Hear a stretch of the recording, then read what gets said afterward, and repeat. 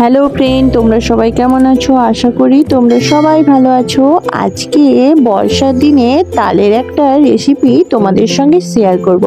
তালের পিঠে খেতে কার না ভালো লাগে? আমার তো খুবই ভালো লাগে, তাই আমি আজকে তোমাদের সঙ্গে একটা নতুন রেসিপি শেয়ার করছি। তার জন্য দুখানা তাল আমি নিয়েছি। তাই তালটা আগে সুন্দর করে ছাড়িয়ে তালের মাঠটাও বের করব এবং তোমাদেরকে আমি আগেই বলে দিই যে যেহেতু আমি সুজি দিয়ে করব, সুজিটাকেও রেখে দিয়েছি। তোমরা কারা কারা তালের পিঠে খেতে ভালোবাসো অবশ্যই জানাবে, এবং কি কি পিঠে খেতে ভালোবাসো সেগুলোও জানাবে। আমার তো তালের কেন, আমার সমস্ত ধরনের পিঠে খেতে খুবই ভালো লাগে। তাই বর্ষার সময় তালের পিঠে না খেলে বর্ষাকালটা বর্ষা বলে মনেই হয় না। সেই জন্য আমি তালের পিঠে বানিয়ে দিলাম। এবং প্রচণ্ড বর্ষা হচ্ছে, বাইরে সেভাবে কিছু করাও যাচ্ছে না, বাড়ি বসে বসে না থেকে কি করব, তাই একটা তাল দিয়ে অল্প করে একটুখানি পিঠে বানাতে শুরু করে দিলাম। তোমরা দেখতে থাকো আমি কিভাবে তালের পিঠে তৈরি করি।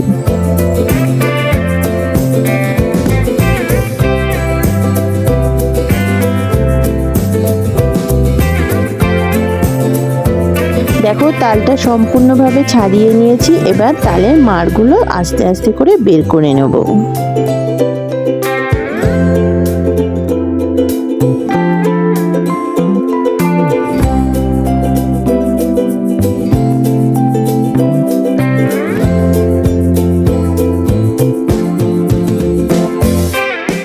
এইভাবে তালের মাঠটা বের করলে তালের যে চুলগুলো আছে তাতে কিন্তু খুব একটা বেশি বার হয় না। এইভাবে বার করার পর আমি একটা মশারি জাল দিয়ে সুন্দর করে ছেঁকে নেব, তাহলে খুব সুন্দর মসৃণভাবে তালটাকে আমি বার করতে পারবো কোনো তালের চুল ছাড়া। এরপর দেখো, আমি এই দিকে তালটা সুন্দরভাবে বের করে নিচ্ছি, আর অন্যদিকে একটা নারকেল কেটে নিয়েছি। নারকেলটাকে সুন্দর করে কুড়ে নেব।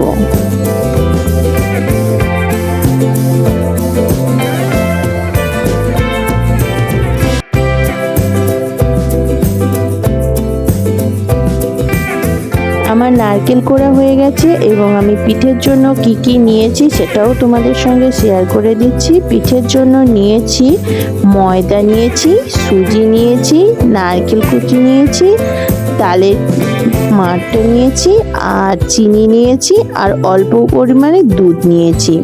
তোমরা দুধের বদলে জলও নিতে পারো, আমি দুধ নিয়েছি।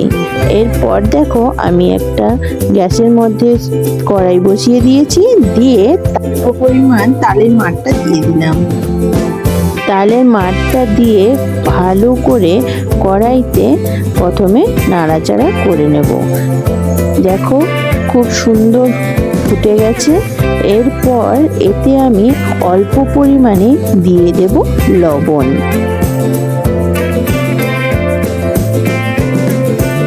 লবণ দেওয়া হয়ে গেছে। এবার আমি তালের মাঠটাকে সুন্দর করে আবারও ভালো করে করে নেব। তোমাদের কাদের কাদের এই পিঠেটা বানাতে পারো এবং কারা কারা এই পিঠেটা খেয়েছো অবশ্যই বলবে। আমি কিন্তু আজকে পিঠের নাম বলবো না। এরপর দিয়ে দিলাম নারকেল কুচি। নারকেল কোড়াগুলো দেওয়ার পরেও সুন্দর করে আমি এটা আর একবার নাড়িয়ে চাড়িয়ে নেব। এই পিঠেটার নাম তোমাদের কাছ থেকেই জানতে চাইছি। যারা যারা এই পিঠেটা চেনো তারা কি নামে বলো সেটা আমার কমেন্ট বক্সে অবশ্যই জানিয়ে দিও। তাই জন্য আমি এই পিঠেটার নাম বললাম না। সুন্দর করে নাড়াচাড়া হয়ে গেছে। এরপর আমি দিয়ে দেব দুধ। দুধটাকেও সুন্দর করে আমি নাড়িয়ে নেব আর সুন্দরভাবে মিক্স করে নেব।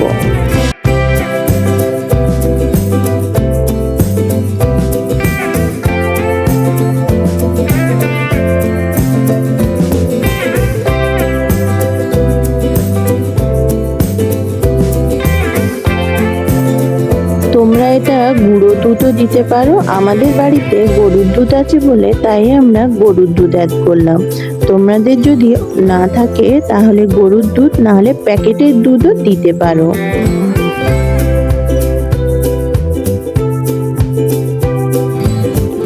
এবার আমি সুন্দর করে মিশ্রণটা ভালো করে ফুটিয়ে নেব।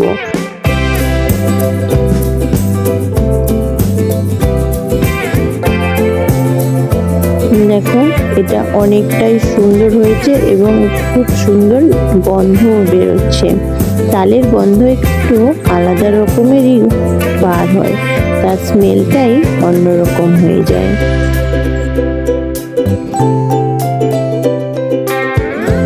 এবারে দেখো আমি অ্যাড করে দিচ্ছি সুজি।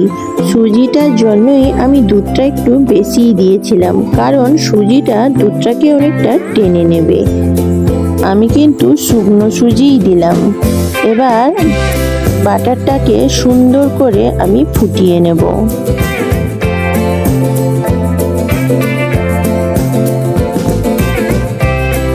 দেখো ফুট ধরে নিয়েছে। এরপর আমি দিয়ে দেবো এতে ময়দা। ময়দা দিয়েও আমি পুরো বাটারটাকে আরো সুন্দর করে মেখে নেব, যাতে ময়ামটা ভালো হয় এবং মাখাটাও শক্ত শক্ত হয়। এটা ভালোভাবে ফুটিয়ে নেব। আর এটা একদম পুরো সুন্দর শক্ত হয়ে গেছে। দেখো এবার কড়া থেকেও ছেড়ে দিয়েছে।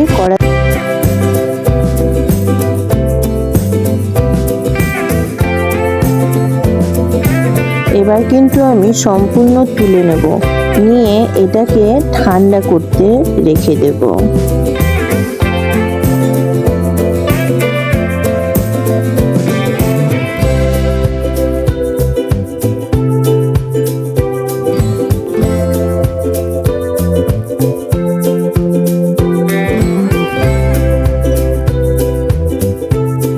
কিছুক্ষণ রেখে দিয়েছি ঠান্ডা করার জন্য। ঠান্ডা হয়ে গেছে। এবার আমি এটা সুন্দর করে মেখে নেব।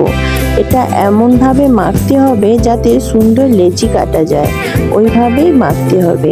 হাতে যাতে না জড়িয়ে যায় সেদিকে দেখতে হবে। যদি খুব নরম হয়ে যায় তাহলে অল্প পরিমাণ ময়দা অ্যাড করতে পারো, দিয়ে এটাকে সুন্দর করে মেখে দিতে পারো। আমি দেখো জিনিসটা মেখে নিচ্ছি। আমার অল্প একটু হালকা নরম নরম লাগছে, তাই জন্য আমি এতে কিছু পরিমাণ ময়দা অ্যাড করে দেব, দিয়ে এটাকে সুন্দর করে ডালা তৈরি করে নেব।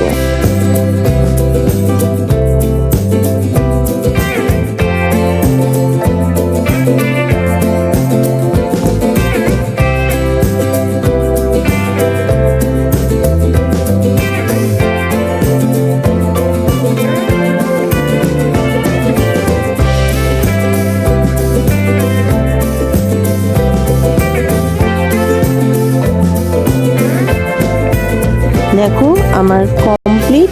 এবার আমি এইটা থেকে আস্তে আস্তে সুন্দর করে লেচি কাটতে থাকবো। তার জন্য আমি নিয়ে নিয়েছি অল্প একটু পরিমাণে তেল। তেল দিয়ে এটা করলে এর আকারটা খুব সুন্দর আসে। দেখো খুব সুন্দর প্রথমে গোল করে নিয়ে তারপর আমি এইভাবে প্রত্যেকটা আস্তে আস্তে করে তৈরি করে নেব। দেখতেই পাচ্ছ পিঠেগুলো দেখতে কেমন হয়েছে। এইভাবে প্রত্যেকটা আমি তৈরি করে নেব।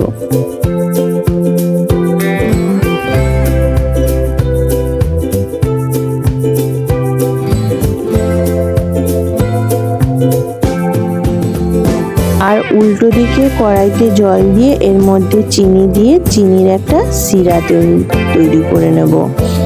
আগেই চিনি দিতে হতো, যাই হোক ভুলে গেছি, তাই আগে জল দিয়ে তার মধ্যে চিনি দিয়ে আমি একটা চিনির সিরা তৈরি করে নিচ্ছি। এবার দেখো এটা ফুটে যাওয়ার সঙ্গে সঙ্গে কিছুটা এলাচ ফাটিয়ে দিয়ে দিচ্ছি, যাতে সুন্দর একটা স্মেল হয়।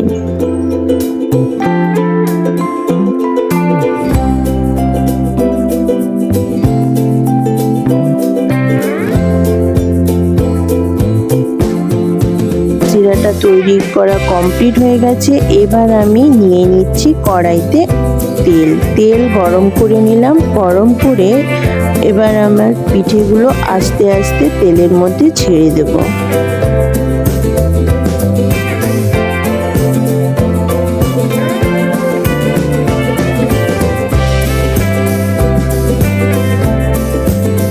এটা খুব বেশি ভাজবো না, হালকা হালকা লাল কালার চলে আসলেই আমি এবার এটা তুলে নেব।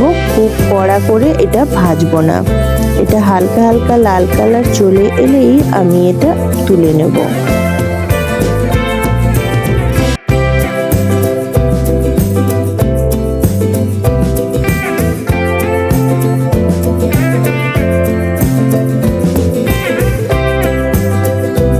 দেখো লাল কালার চলে এসেছে। এবার আমি আস্তে আস্তে করে সব কিছু তুলে নিয়েছি, নিয়ে আমি চিনির এই শিরাটার মধ্যে রেখে দিয়েছি।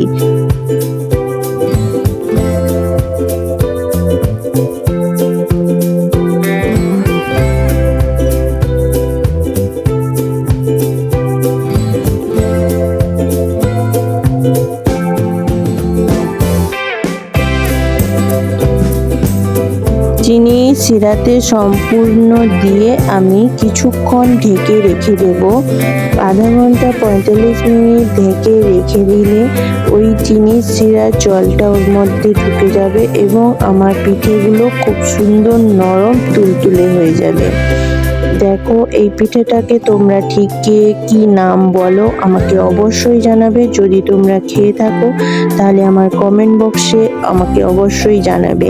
আমি সুন্দর করে ঢেকে রেখে দিয়েছিলাম কিছুক্ষণ, তারপর আমি আস্তে আস্তে ওইগুলো তুলে নিচ্ছি। দেখো পিঠেটা কত সুন্দর হয়েছে এবং খুব সুন্দর নরমও হয়েছে, দেখতেও খুব সুন্দর লাগছে। এটা খুব সুন্দর একটা লোভনীয় জিনিস, তোমরা বাড়িতে বানিয়ে খেতে পারো। অবশ্যই তোমাদেরও অনেক অনেক সুন্দর এবং টেস্টি লাগবে। আমার এই সুন্দর রেসিপিটি তোমাদের সঙ্গে শেয়ার করলাম। কেমন লাগলো অবশ্যই আমার কমেন্ট বক্সে জানাবে। ভালো লেগে থাকলে লাইক, কমেন্ট, সাবস্ক্রাইব করে দিও আমার চ্যানেলটিকে।